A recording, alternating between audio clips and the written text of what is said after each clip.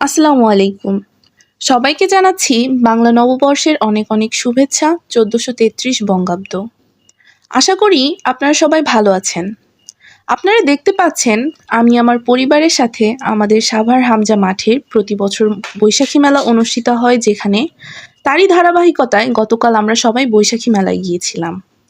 তারই মধ্যে কিছু ভিডিও করে নিলাম আপনাদের সাথে শেয়ার করার জন্য। সম্পূর্ণ ভিডিও জুড়ে আমার সাথে থাকবেন। পহেলা বৈশাখ বা বাংলা নববর্ষের মেলা বাঙালির হাজার বছরের ঐতিহ্য ও লোকজ সংস্কৃতির এক মিলন মেলা।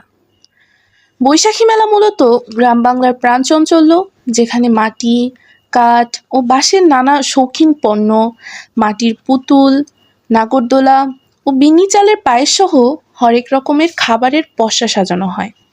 এটি একটি সাম্প্রদায়িক সম্প্রীতি ও উৎসবের প্রতীক।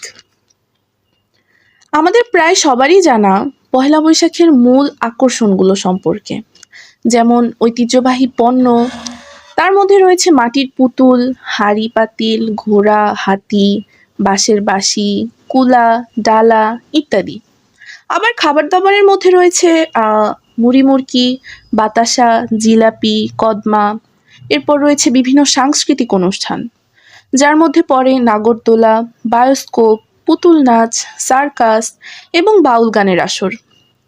এটিই মূলত বাংলা নববর্ষের একটি আকর্ষণীয় বিষয়।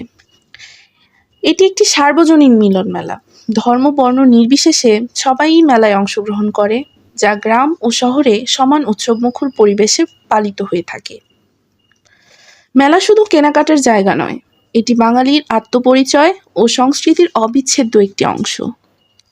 তো সবশেষে আপনাদের সকলের দীর্ঘায়ু কামনা করে আমি আমার ভিডিওটি শেষ করছি। আসসালামু আলাইকুম।